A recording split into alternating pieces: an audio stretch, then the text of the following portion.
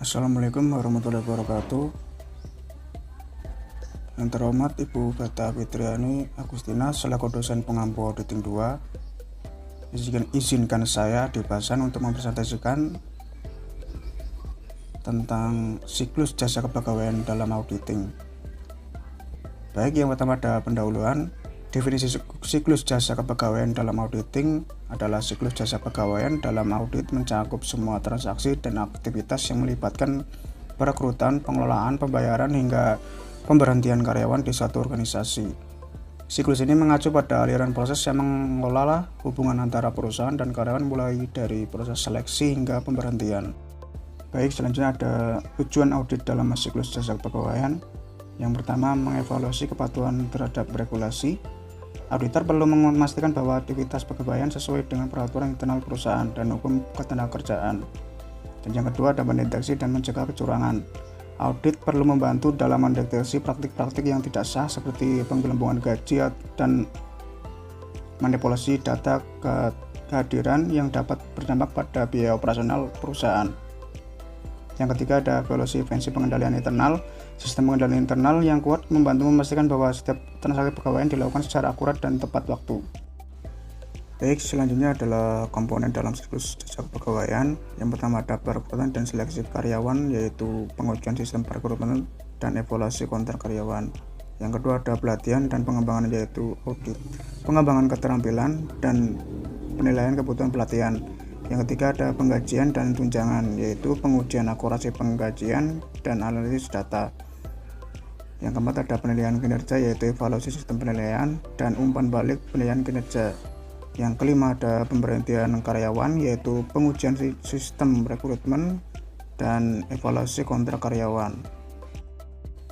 Baik, selanjutnya resiko utama dalam siklus jasa kepegawaian. Yang pertama ada resiko kesalahan penggajian, seperti ketidakakuratan dalam proses penggajian dapat menyebabkan kerugian finansial, konflik dengan karyawan, dan risiko reputasi bagi perusahaan menurut Miller tahun 2002. Yang kedua ada risiko kepatuhan hukum, seperti kegagalan dalam mematuhi hukum ketika ketenagakerjaan dapat berakibat pada sanksi hukum, termasuk tuntutan dari karyawan, menurut Anderson tahun 2023.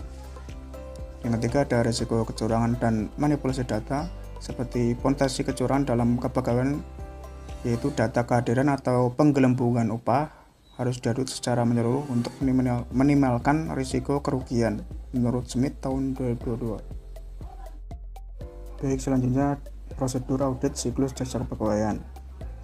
Berikut prosedur audit siklus jasa kepegawaian menurut Johnson tahun 2023. Yang pertama ada pengujian pengendalian, yaitu menguji efektivitas pengendalian internal yang diterapkan dalam proses perekrutan, pelatihan, dan penggajian. Yang kedua, analisis dan verifikasi data, yaitu melakukan verifikasi terhadap data kepegawaian yang disimpan dalam sistem perusahaan, termasuk data kehadiran dan pembayaran upah.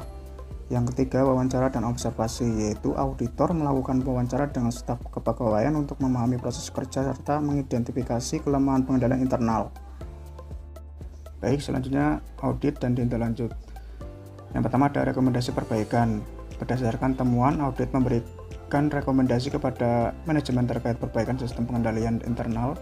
Rekomendasi ini dapat mencakup penyesuaian prosedur atau peningkatan teknologi dalam manajemen kepegawaian menurut Garcia tahun 2022. Yang kedua ada tindak lanjut audit. Setelah laporan diserahkan, auditor perlu memantau tindak lanjut yang dilakukan perusahaan atas rekomendasi yang diberikan, memastikan bahwa perbaikan diterapkan dengan baik, menurut Smith tahun 2022. Sekian, terima kasih. Itulah presentasi dari saya. Saya akhiri. Wabillahi taufiq wal hidayah. Wassalamualaikum warahmatullahi wabarakatuh.